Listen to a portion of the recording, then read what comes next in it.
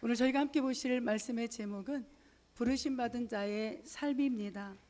우리가 어떻게 이 땅을 살아가야 될지, 우리 오늘 한 장밖에 되지 않지만 이 유다는 정확하게 1절과 2절을 통하여서 우리가 살아가야 될 삶의 방향을 정확하게 제시해 줍니다. 우리가 그렇게 살아갈 수 있기를 주님의 이름으로 축복합니다. 우리 그런 이야기가 있죠. 시도둑은 못한다. 이 시도둑은 못한다라는 이야기를 우리 옛날 어르신들은 참 많이 했던 것 같습니다. 그 내용을 풀이해서 보니 그 집안이 지녀온 내력은 아무도 없애지 못한다. 즉 아버지, 어머니의 그 영향을 자녀들이 나도 모르게 본받는 거죠. 예를 들면 술을 많이 드시는 아버지가 있으면, 저도 어렸을 때 우리 아버지가 참 술을 좋아하셔서 나는 커서 죽어도 나는 술을 안 마신다. 나는 정말 술 마시는 남편하고는 안 만나야지. 이게 어렸을 때 저의 하나의 목표였거든요. 근데 그런 집안에서 태어난 자녀들을 보면 술을 참 잘 마십니다. 내가 안 해야지 했던 것을 나도 모르게 닮아가요. 또 이 그림을 보게 되면 폭력적인 아버지 밑에서 자라나는 아들, 딸들은 결혼해서 나는 절대 우리 아버지처럼 가정폭력 없어야지. 그런데 본인도 모르게 폭언, 폭력으로 그 자녀들의 마음에 자신이 받았던 상처를 또 대물림해 줍니다. 그래서 정말 우리가 예수님을 믿고 예수님 안에서 이 모든 것들을 끊어내야 될 이유가 여기 있는 거죠. 우리 지금 열왕기 하까지 이제 다 마치고 역대상 새벽 예배 나가는데, 제가 열왕기 하를 남유다 북이스라엘 왕들의 이 살아가는 모습을 보면서 정말 많이 느꼈거든요. 그 아버지 밑에 그 아들이 나와요. 정말 이제 제가 조금 이따가도 보여드리겠지만, 그래서 우리가 남은 인생 이 신앙생활을 어떻게 해야 되는가 참 두려움이 옵니다. 저도 우리 자녀들에게 어떠한 신앙의 유산을 물려줘야 될지, 정말 제가 어떻게 살아가느냐가 우리 아이들에게 고스란히 다 전해질 텐데, 정말 정신 바짝 차려 신앙생활하지 않으면, 살아가지 않으면 내가 이 땅을 떠난 후에 우리 아이들이 잘못된 신앙의 길을 걸어가면 어떻게 할까? 그게 굉장히 두려움 중에 하나이거든요. 이렇게 폭력 안에서 자라는 아이들의 얼굴 표정을 보면 어둡습니다. 우울감이 많이 있죠. 자존감이 낮습니다. 왜 그럴까요? 어려서부터 행복한 가정생활을 보지 못했습니다. 그러니 그 안에 두려움, 불안, 염려, 이 결과가 자녀들에게 악영향인 거죠. 그럼 우리는 또 우리가 살아가는 이 인생이 우리 자녀들에게 악영향을 줘서는 안 되잖아요. 그래서 우리 믿는 그리스도인들이 정말 세상적인 걸 다 끊어내야 될 이유가 여기 있습니다. 요즘에 특별히 우리나라도 지금 미국이 망해가는 이유 중에 하나가 펜다닐인가라는 마약. 그런데 그게 지금 우리나라에도 아이들이 그걸 많이 도용해서 먹고 있대요. 그 좀비처럼 뭐 몸이 꺾이고 그러잖아요. 제가 왜 그런가 이유를 찾아봤더니 그걸 먹으면 자기도 모르게 내가 죽어서 이 몸이 좀비처럼 다 꺾인대요. 근데 본인은 모른다라는 거죠. 이 마약, 도박, 술, 담배, 이런 폭언, 우리 자녀들이 이런 것들을 믿는 그리스도인의 집안에서 끊어내야 됩니다. 왜냐하면 물론 우리가 술, 담배를 한다고 해서, 도박을 한다고 해서 지옥 가지는 않겠지요. 예수를 진실로 믿으면. 그렇지만 예수를 믿는 삶의 그 모습은 하나님이 내가 거룩하니 너희도 거룩하라. 그래서 우리 믿는 그리스도인들이 이 모든 것들을 끊어내야 될 이유가 여기 있는 겁니다. 그런데 아직도 이런 것들을 끊어내지 못한다면 이건 또 다시 우리 자녀들에게 유산으로 물려주겠지요. 그럼 자녀들이 건강도 해칠 것이고 삶도 파괴되는 일들이 분명 있을 겁니다. 이제 어느 가정을 보면 소통이 참 잘 이루어집니다. 할머니에서부터 자녀들, 손자까지 이 소통이 이루어져서 굉장히 행복한 그런 가정의 모습을 바라보게 되죠. 제가 어제 이제 저녁에 아까 피자를 먹었다고 했잖아요. 먹고 나니까 막 저한테도 이제 몸이 부대끼고, 그래서 이제 운동을 나가서 혼자 1시간 이상을 혼자 이제 밤에 걸어 다니는데, 어떤 가정이 할머니의 생신이었나 봐요. 근데 그 할머니가 온 얼굴이 쭈글쭈글 주름이 한 80 후반은 돼서 보였거든요. 살아온 인생이 고생을 참 많이 하셨나 보구나. 그런데 자녀들 손자 손녀까지 그 할머니를 다 이렇게 옆에서 보살피면서 축하한다고 케이크를 들고 있고, 내 할머니는 그게 너무나 좋았는지 제가 이제 걸어가면서 그 대화들을 듣는 거예요 라겠습니다. 저 발음이 짧아서 그런데 그 할머니가 참 얼마나 행복할까. 얼굴은 살아온 얼굴을 보니 이제 얼굴만 봐서는 판단해서는 안 되지만 고생을 참 많이 하신 어르신이구나 이게 느껴졌지만, 그 자녀들이 그렇게 그 할머니를 옆에서 보살피면서 할머니 축하한다고, 그래서 오늘 밥 잘 먹었다 그런 대화를 나누면서 헤어지는 한 가정을 보았거든요. 그게 바로 할머니의 열매인 겁니다. 할머니가 살아온 인생의 열매가 그렇게 손자 손녀에게까지, 아들 딸에게까지 그렇게 생일이지만 행복하게 그 하루의 시간을 보냈으니 이 할머니는 얼마나 행복했을까. 이게 바로 그 행복을 자녀들에게 물려줬기 때문에, 비록 살아온 인생은 삶의 외적인 모습은 고생을 많이 한 것처럼 보이지만 이 할머니의 인생, 그 자녀들의 모습은 행복하고 감사하고 기쁨이 넘쳐서 그 자녀들에게 선한 영향을 줬기 때문에 그 할머니를 주변에서 다 보살피면서 가고 있는 그런 모습을 우리가 발견하게 됩니다. 이게 바로 그래서 시도도고 못하는 것이, 내가 어떠한 삶을 살아가느냐, 우리 자녀들에게 어떠한 유산을 물려주느냐, 이것이 굉장히 중요한 부르심을 받은 그리스도인들의 삶이 되겠지요. 아까 제가 말씀을 드렸지만 우리 열왕기하를 보게 되면 남유다 북이스라엘 왕들의 이 족보도 등장합니다. 그런데 이제 우리 역대상을 보면 북이스라엘 왕들은 아니고 남유다의 1장부터 9장까지 이 12지파의 족보가 나오고 그 사이사이에 이 남유다 왕들이 등장을 하게 되죠. 다 볼 수는 없지만 오늘 이 므낫세가 누구의 아들이냐, 하나님의 기적, 해가 뒤로 15도가 물러가는 기적을 맛보며 고침받았던, 병고침을 받고 15년 생명을 연장받았던 히스기야. 하나님은 이 히스기야 왕을, 그 위에 있죠, 죄송합니다, 그 므낫세 위에 히스기야, 그래서 이 히스기야 왕이 그렇게 믿음이 좋았는데 노년에 병이 고침받고 나서 어찌된 일인지 하나님께 모든 영광 올려드리는 것이 아니라 바벨론 사신들이 병문안을 왔을 때 자신의 왕궁, 자신의 성전에 있는 모든 금은보화를 다 자랑하고 자신의 군사력을 자랑해요.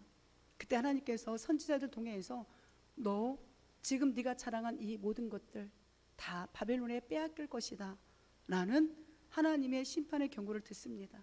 그 이야기는 뭐냐면, 그때라도 하나님께 두 손 들고 항복하여 하나님 죄송합니다, 하나님께 모든 영광 올려드려야 되는데 나의 것을 자랑했던 이 히스기야, 그러니까 이제 생명을 15년 영장받고 낳은 아들이 3년 만에 낳은 아들이 므낫세거든요. 얼마나 소중하겠습니까? 소중하면 더 이 아이를 신앙으로 양육했어야 돼요.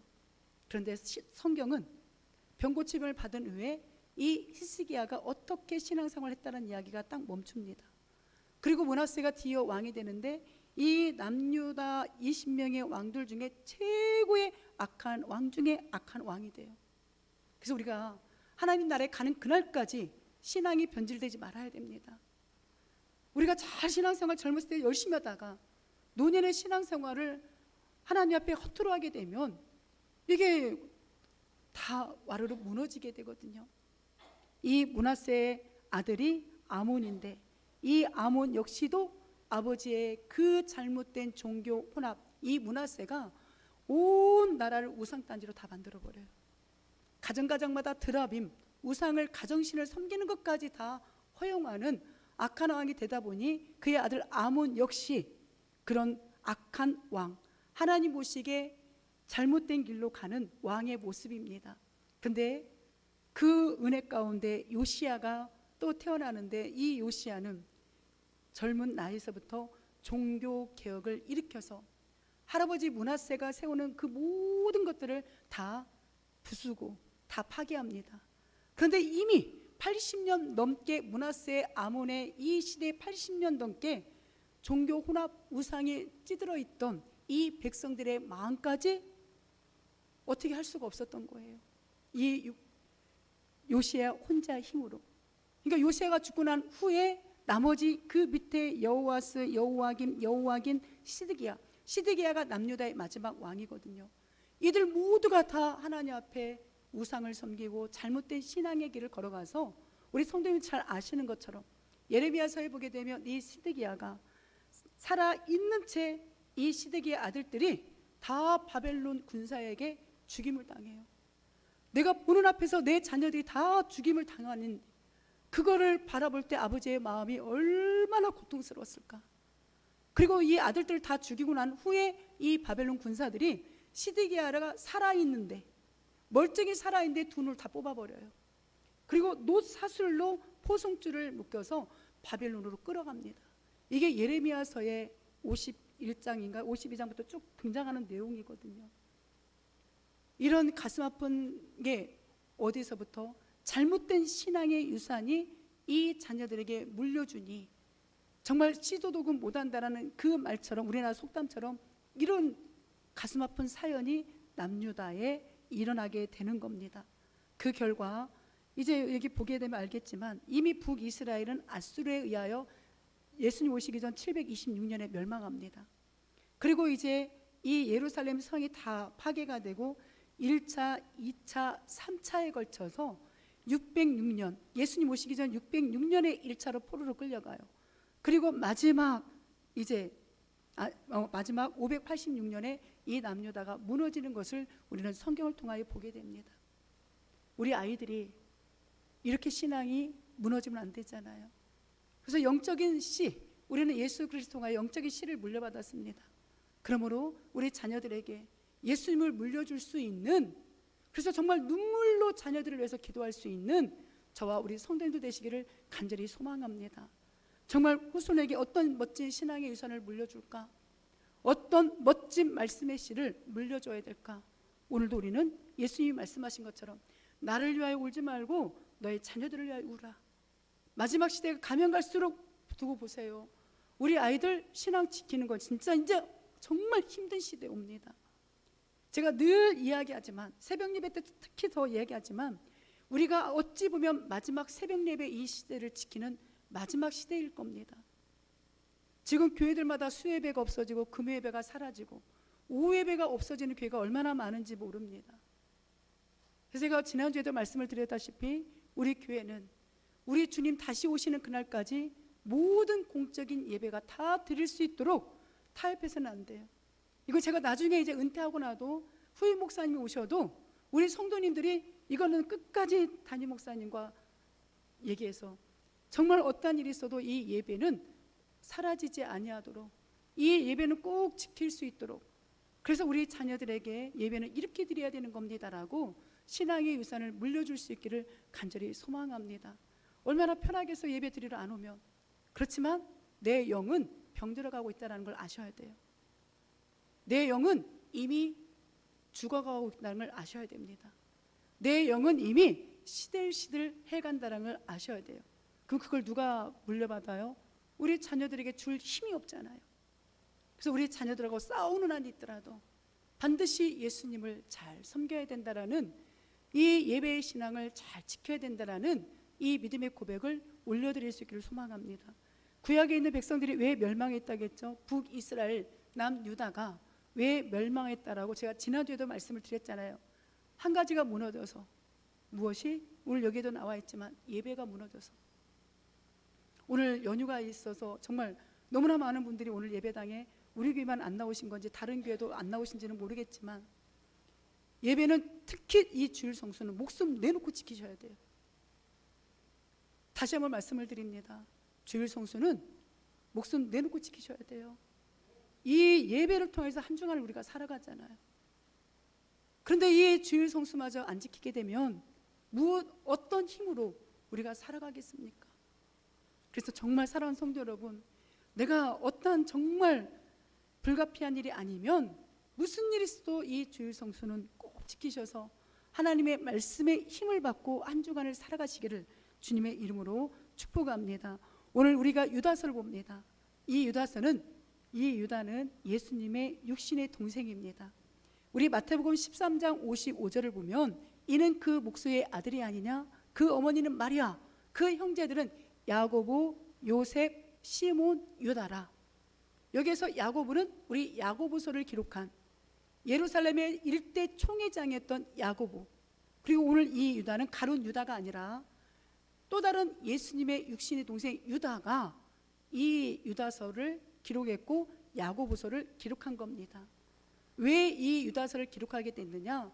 교회 안에 거짓 이단이 나타났다는 소식을 듣게 돼요. 예수님에 대해서 잘못 가르치는 겁니다. 그러니까 많은 사람들이 이 초대교회 때 이 거짓 이단에 미혹돼서 넘어가는 사람들이 많은 거예요. 그래서 담임 목사의 이야기가 귀에 들어오질 않는 겁니다. 그 거짓 이단들의 이야기에. 그래서 이걸 바로 잡아야겠구나, 신앙생활을 바로 할 수 있도록 잡아야겠구나, 이런 의미에서 이 유다서를 기록했는데, 두 가지로 나눠서 보면 거짓 교사들에 대한 과거, 미래, 반드시 하나님이 이들을 형벌할 것이다. 그러니 절대 거짓 교사들을 경계해야 된다. 우리가 육에 속한 자가 되지 말고 바른 신앙인을 길로 가야 된다. 또 하나, 우리 유다서에 보게 되면 7절인가요? 갑자기 제가 몇 절인가 생각이 안 나요. 유다서 보시면 7절인가에 모세의 시체에 관한 이야기가 나옵니다. 제가 이제 오늘 그 이야기만 잠깐 해드리고 이제 설교로 들어가는데, 성경 읽다가 왜 느닷없이 모세의 시체 이야기가 나오고 미갈 선지자 이야기가 등장하죠. 제가 읽어드리면서 설명을 해드리도록 하겠습니다. 그런데 이 이야기가 뭐냐면, 우리가 가지고 있는 성경 66권을 정경이라고 이야기해요. 정경은 뭐냐면 후대에 목사님들과 신학자들이 함께 모여서 이 성경 66권이 하나님의 성령에 의하여 감동된 성경이다, 이렇게 딱 정해놓고 이 성경 66권을 우리는 믿고 있습니다. 그런데 천주교는, 또 다른 교단들은 이 66권 외에 다른 외경들도 믿고 있어요. 특별히 천주교가 이 외경이 굉장히 많습니다. 그래서 이 성경 66권에도 이미 하나님이 전하고자 하는 내용들이 다 담아있기 때문에 이 66권만 제대로 읽으셔도 됩니다. 우리 모세 이야기가 어디에 나왔죠? 9절입니까? 네. 천사장 미갈이 모세의 시체에 관하여, 혹시 성경 읽으시다가 도대체 이 말이 무슨 말인가, 혹시 혼돈이 오실까봐 이 부분만 설명해 드리고 제가 지나가도록 하겠습니다. 우리 66권 외에 또 다른 문서들, 또 다른 외경들이 있다라고 아까 제가 말씀을 드렸잖아요. 모세의 승천가라는 이 외경이 있어요. 성경 말고 쉽게 말하면 배경사처럼 그런 모세의 승천가라는 외경이 있는데, 그 안에 이 루시퍼라는 악한 천사, 타락한 천사가 미갈 이 천사에게, 모세는 과거에 살인 저질렀잖아. 애굽의 왕자로 있었을 때 살인을 저질렀잖아. 그러니까 그 모세의 시체는 내가 지옥으로 가져가야 된다. 살인자가 어떻게 천국에 가냐? 즉 예수님을 믿고 천국에 가는데, 그 타락한 루시퍼 천사가 그 모세의 시신을 천국이 아닌 지옥으로 데려가겠노라고 이 미가엘 이 천사에게 싸움을 거는 거예요. 그때 미가엘 천사가 그 모세의 승천가라는 내용을 보게 되면, 내가 재판관이 아니라 하나님이시기 때문에 너 잘못된 루시퍼의 이 잘못된 구원론, 이 잘못된 사상, 하나님이 심판하실 것이다. 이 이야기가 기록이 되어 있어요. 근데 이 유다가 모세의 승천가라는 외경에 나와 있는 이 이야기를 비유로 말씀을 하고 있는 것은, 지금 거짓 교사들이 그렇게 잘못된 구원관을 가지고 성도님들을 미혹해서 오직 예수를 믿고 천국 가는데 다른 이야기를 다 증거하니까 재판관이신 하나님이 다 보고 계신다. 그러니 그 하나님이 판결을 하실 거다. 이 내용을 모세의 시체를 가지고 잘못 이야기를 하는 그 루시퍼를 비유하면서 미가엘 천사장이 그럼에도 불구하고 모든 영광, 모든 주권 하나님께 맡기는 것을 비유하면서 자신들도 하나님이 이 거짓 교사들을 가만 놔두지 않을 것이다. 이들에 대한 심판, 이들에 대한 형벌이 루시퍼에게 내려졌던 것처럼 이 거짓 교사들에게도 내려질 거다.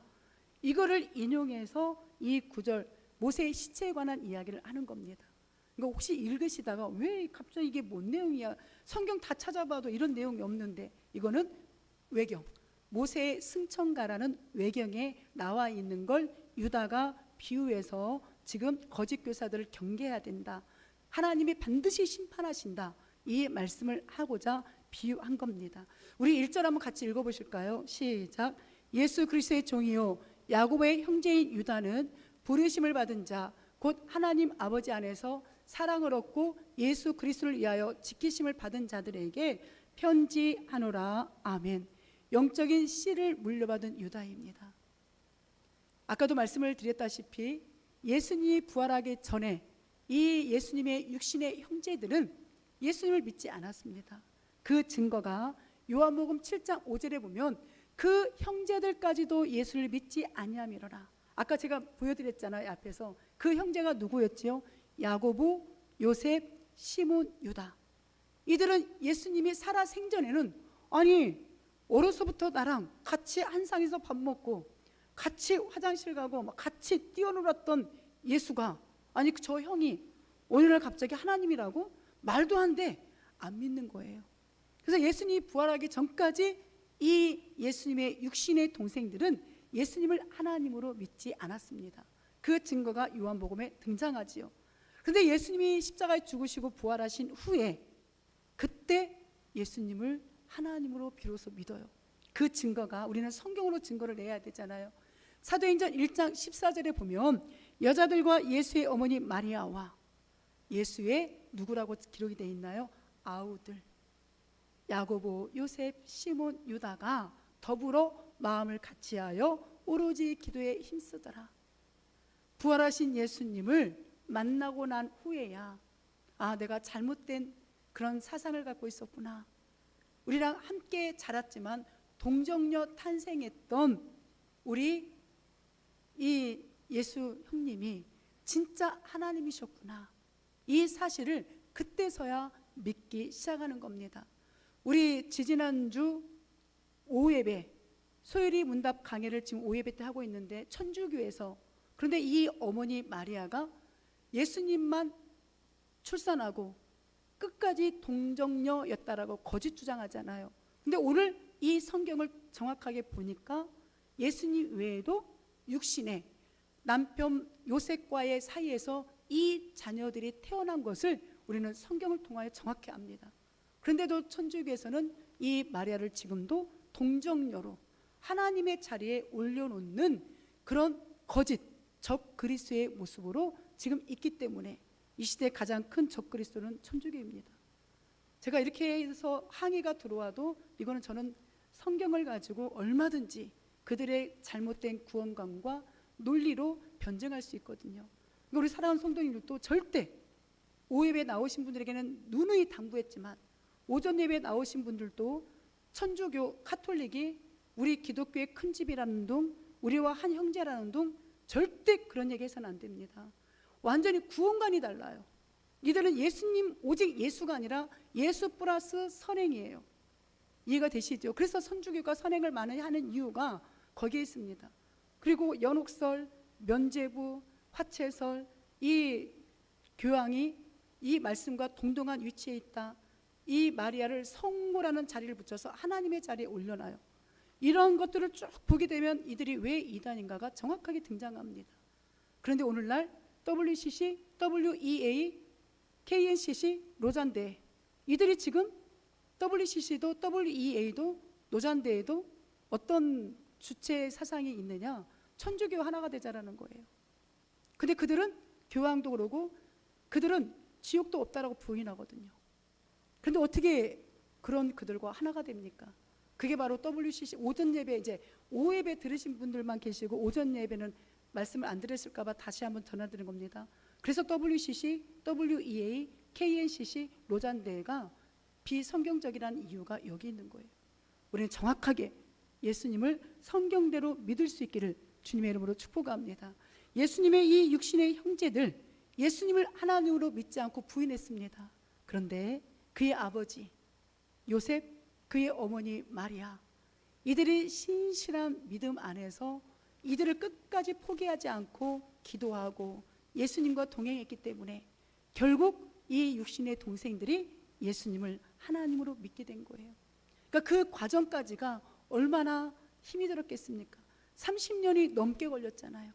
예수님을 이 하나님으로 믿기까지 30년이 넘는 그 세월 동안 이 부모님은 포기하지 않았던 겁니다. 그리고 사랑하는 성도님들도 우리가 부르심을 받은 자로서 가장 첫 번째가 뭐냐? 예수님만이 나의 구원자이신 것, 예수님만이 우리의 하나님이신 것을 믿고 고백하고 증거할 수 있기를 간절히 소망하지요. 이 유다가 이제 부활하신 형님이자 그 예수님을 이렇게 고백합니다. 자신은 예수 그리스도의 종이다. 이 종이라는 둘로스 단어, 히브리어 우리가 성경 신약에 읽게 되면 사도 바울 목사님도 나는 그리스도의 종이요 라는 단어가 분명 등장합니다. 그 종이 헬라어로 둘로스입니다. 그런데 그 둘로스라는 단어가 종들 중에서도 가장 비천한, 가장 하천한 그런 자리에 있는 종을 표현하는 거예요. 그러니까 예수님 앞에 자기는 우리 이사야서에 있는 것처럼 거러지만도 못하다, 지렁이만도 못한 내 모습을 발견하고 고백할 때 우리는 하나님 앞에 종이라는, 예수님 앞에 나는 종입니다, 이런 사도 바울 목사님, 이런 유다의 이 신앙의 고백이 나올 수 있는 거죠. 오직 예수 그리스도를 위하여 살고 오직 예수 그리스도를 위하여 죽을 각오가 되어 있는 고백인 거예요. 종은 주인의 말에 움직입니다. 그럼 하나 질문 한번 드릴게요. 저에게도 자문자답 했던 질문인데 설교 준비하면서 우리 성도님들은 예수님을 나의 주인으로 고백하십니까? 다시 한번 묻습니다. 우리 사랑하는 성도님들은 예수님을 나의 구원자로 고백하고 믿습니까? 그러면 주인이신 예수님이 말씀하신 대로 살아가야 돼요. 이 시대에 종이 주인 말 안 들으면 죽었어요. 죽여도 누구 하나 말하지 않았습니다. 전 참 감사한 게 뭐냐면 제가 잘못한 거 누가 말하지 않아도 알잖아요. 내가 얼마나 지금 한심한 행동을 하고 있는지, 내가 얼마나 목사로서 해야 되지 말할 행동을 하는지 잘 아는데, 그때마다 하나님이 너 하면서 우리를 채찍했다라면 저 이 자리에 못 있습니다. 저만이 아니라 우리 모두 이 자리에 못 있는 거죠. 나의 주인이신 예수님이 나를 불쌍히 여기시고 긍휼을 베풀어 주셔서 이 자리에서 주님을 고백할 수 있는 거죠. 그러니까 자신을 이익을 위해서 구하지 아니하고 오직 예수 그리스도만을 위하여 남은 인생 살겠다라고 희생의 각오가 바로 예수 그리스도의 종이요 자신을 소개하는 겁니다. 사랑하는 성도 여러분, 한 가지 부탁드립니다. 우리 남은 인생 얼마 될 줄이 아무도 몰라요. 오늘 밤 저를 이 세상 데려갈지 저도 항상 잘 때마다 내가 오늘 밤 이 세상 떠날 수 있다는 생각을 하고 자거든요. 하나님이 부르시면 우리는 가야 됩니다. 그러면 정말 주님을 위해 살다가 가야 되잖아요. 더 이상 세상과 내 삶과 타협하지 마시고 주님의 일이라면, 다른 건 뒤로 또 물러나시더라도 주님의 일이라면 앞장서는 영적 욕심을 내시기를 주님의 이름으로 축복합니다. 그런 의미에서 우리 옆에 분에게 예수님의 종으로 삽시다. 우리 다시 한번 예수님의 종으로 삽시다. 아멘. 그렇게 살아갈 때 내가 부르심을 받은 자구나, 이 사실을 고백하게 됩니다. 부르심을 받은 자라는 건 뭐냐면 오직 예수님을 통하여서만, 오직 예수님을 만나야만, 오직 예수님을 믿어야만 하늘나라 저 영생하도록 초대받은 성도구나, 이걸 고백하는 거예요. 우리 성도님들 미리 축하드립니다. 나중에 우리는 언젠가 저 영원한 천국에서 다시 다 만날 거예요. 영원토록 눈물도 고통도 아픔도 없이, 삶의 무거움도 없이, 삶의 전쟁도 없이 그 천국에서 우리는 다시 만나 영원토록 행복하게 살아가게 될 겁니다. 그래서 미리 축하합니다. 그러니 나는 하나님의 자녀입니다. 나는 그리스도입니다. 나는 예수님의 제자입니다. 이 믿음의 고백대로 그렇게 하나님의 자녀답게, 그리스도인답게, 예수님의 제자답게 살아내는 용기가 있으시기를 주님의 이름으로 축복합니다. 그리고 또 뭐라고 이야기합니까? 나는 이 유다가 예수 그리스도를 위해 지키심을 받은 자다. 얼마나 멋있는 고백입니까?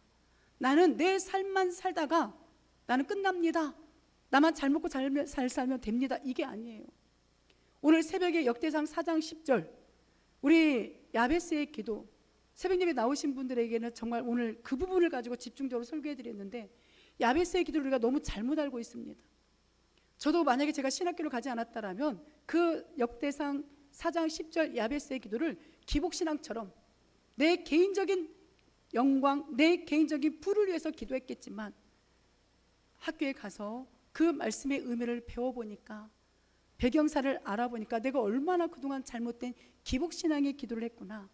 갑자기 족보를 막 소개하다가 야베스가 존귀한 자다, 그 형제들보다 존귀한 자고, 그의 어머니가, 아버지 이름은 나오지도 않아요, 어머니가 이를 수고일이 났다, 그리고 야베스가 아뢰어 가로되 라고 그의 기도 제목을 한 구절 딱 넣어놓습니다.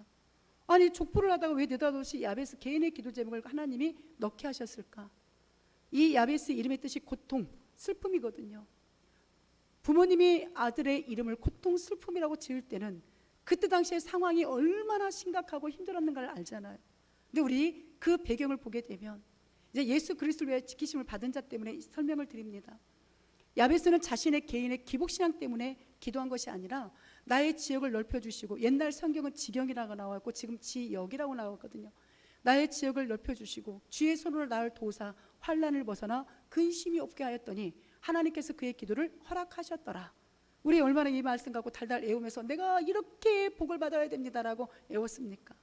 가게나 가정집 가면 이 말씀이 얼마나 딱 건이 걸려 있습니까? 근데 그거는 야베스가 개인의 기도, 개인의 기복신앙 때문에 기도한 게 아니라 당대에 이 유다 지파의 갈렙 아시잖아요. 여호수아에 보게 되면 85세 된 갈렙이 여호수아에게 이 산지를 내게 주소서. 그 산지가 바로 헤브론입니다. 이미 여호수아 때 제비 뽑기를 해서 각 지파별로 땅을 분배를 받았는데 아직 정복하지를 못한 거예요. 그래서 갈렙도 이 산지 헤브론을 나에게 주세요라고 기도해. 여호수아에 보면. 근데 그 헤브론이 어떤 지역입니까? 아브라함과 그의 아내, 그의 아들들, 그의 며느리들이 묘지가 있는 곳이에요. 약속의 땅, 언약의 땅. 그래서 다윗이 처음에 왕이 되었을 때 이스라엘 전체의 왕이 아니라 헤브론에서 유다 지파만의 왕으로 7년 6개월 왕위에 있습니다. 어디에서요? 헤브론에서. 그리고 나중에 이제 이스라엘 전체 왕이 되거든요. 그래서 이 산지를 내게 달라라고 갈렙이 85세의 노장이 그렇게 요구했던 것처럼 이 야베스도 아직 우리 지파가 하나님이 주신 이 땅을 정복하지 못했습니다. 그리고 어서 속히 정복하여서 안정된 삶, 근심이 없는 삶, 하나님을 온전히 섬길 수 있도록 도와달라고 고백하는 것이 역대상 4장 10절 야베스의 기도입니다. 이걸 알고 거기에 접목해서 내 개인적인 기도를 하는 건 괜찮지만, 이런 배경 전혀 모르고 무슨 기복신앙처럼 내 육신의 삶을 도와달라는 그 개인 기도가 아니라는 사실을 우리가 알아야죠. 이런 사실을 알게 되면 오늘 유다가 예수 그리스도를 위해 지키심을 받았다, 이 얘기는 뭐냐면 예수님의 무조건적인 사랑을 받은 거예요. 내가 공로가 있어서 천국 가는 거 아닙니다. 내가 어떤 뭔가를 잘해서 예수님 믿는 게 아니에요. 우리 성령 하나님의 사역은 하나님이 선택하신 자의 심령에 들어가 성령의 사역이 그로 하여금 예수 그리스도를 믿을 수 있도록 인도하는 것이 성령 하나님의 사역입니다. 그리고 믿는 자들이 하나님의 말씀대로 살아갈 수 있도록 인도해 주는 것이 성령님의 사역이에요. 그래서 성령 해방죄는 한마디로 이야기하면 예수님을 나의 구원자로 믿지 않는 것, 이게 성령 해방죄입니다. 어디 가서 엉뚱한 소리 하시면 안 돼요. 성령 해방죄는 어떤 게 성령 해방죄라고요? 예수님을 나의 구주로 믿지 않는 것, 이게 성령 해방죄입니다. 그래서 예수님의 소유로 인정받아 예수님 앞에 보호받고 인도함을 받는다라고, 구원의 시작과 완성은 전능자이신 하나님 예수 안에서 달려있기 때문에 나는 천국 가는 그날까지 그 예수 그리스도의 복음을 증거하기 위해서 이 지키심을 받았다, 이런 믿음의 고백을 올려드리는 겁니다.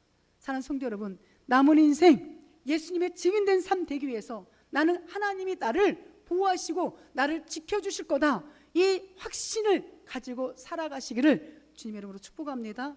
비실비실 누군가에 삐치거나 서운한 마음 다 내려놓으시고 이제 정말 예수를 위하여 살아갈 수 있는 저와 우리 성도님들의 모습이 되기를 간절히 소망합니다. 우리 2절 함께 합니다. 긍휼과 평강과 사랑이 너에게 더욱 많을지어다. 부르심을 받은 자들에게 하나님이 주신 그 삶의 선물이 뭐냐? 예수님 성품을 담는 거예요. 나에게 과연 예수님의 성품이 있는가? 첫 번째로 긍휼을 하나님이 우리에게 베풀어 주셨는데, 이 원어의 뜻이 보면 자비, 동정, 연민입니다. 더 쉽게 이야기하면 하나님께서 사랑하는 자녀들에게 베풀어 주신 자비를 긍휼이라고 이야기해요. 이단이 침투해서 그 교회를 어지럽게 하고 담임 목사와 성도들을 혼란스럽게 하지만, 주님의 피값으로 세운 그 교회는 절대 이단이 무너뜨리지 못한다. 걱정하지 마. 하나님이 지켜줄게. 죄인인 나를 끝까지 붙들고 가는 그 긍휼의 하나님의 심령이 저와 우리 성도들의 심장이 돼야 돼요. 누군가를 불쌍히 여길 수 있는 거, 누군가를 바라보며 그럴 수 있지, 그래 그럴 수 있지, 사랑이 이깁니다. 이런 신앙의 고백을 가지고 상대방을 바라보는 것이 긍휼이에요. 저것 계속 끝까지 내 마음을 내려놓지 않고 하되면 이 손가락이 결국 누구한테 와요? 나한테 와요. 그러니 사랑을 베풀며 살아가시기를 간절히 소망합니다. 근데 우리 기도 제목 나타났잖아요. 하나님 내 마음에 긍휼이 넘치게 해주시고 주님이 주시는 이 평강이 넘치게 해달라고. 부활하신 예수님이 그 제자들에게 첫 번째 하셨던 말씀이 너희에게 평강이 있을지어다. 아가페, 전적인 이 희생의 사랑을 받은 이 구원받은 사람의 그 결과는, 사랑의 결과는 평강이에요. 우리 마음에 평강이 있습니까? 없습니까? 다시 한번 질문합니다. 우리 사랑하는 성도님들의 심령에 평강이 있습니까? 없습니까? 있지요. 만약에 없다라면 그거는 내가 아직도 나를 더 의지하고 믿고 있구나, 하나님을 믿는다라고 하면서도 아직도 내 의, 아직도 내 감정, 아직도 내 생각이 앞서 있구나. 그러니 염려가 오고 불안이 오고 미움이 오고 다툼이 오고 시기가 오는 거죠. 근데 우리 예수님이 주시는 평강은 세상이 주는 평강이 아닙니다. 예수를 만나면 진정한 평강이 우리 성도님들의 성품이 돼요. 이런 성품대로 살아가시기를 부탁을 드립니다. 그리고 사랑, 기독교를, 이 성경 66권을 꽉 짜서 한 단어로 이야기하라. 그러면 사랑이에요. 하나님이 죄인 우리를 사랑하셔서 예수 그리스도를, 독생자 예수님 이 땅에 보내주셔서 그 십자가의 구원을 이루신 것. 그래서 예수님도 이 땅에 오셔서 그 율법 613가지를 압축해 놓은 게 십계명입니다. 십계명을 또 압축해 놓은 게 우리 예수님이 하나님 사랑, 이웃 사랑이에요.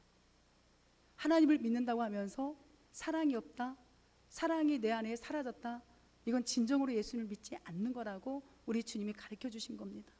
그래서 오늘 이후로 기도하실 때 하나님, 나에게 또 우리 자녀들에게 긍휼의 마음, 평강의 마음, 사랑의 마음, 이 예수님의 성품으로 우리가 살아갈 수 있도록 인도해 달라고 그렇게 기도하셔서 남은 인생 그리스도인의 삶, 신앙의 모습이 예수님 닮았네, 저분을 보니 예수님 닮았네, 이런 소리를 들으시기를 간절히 소망합니다.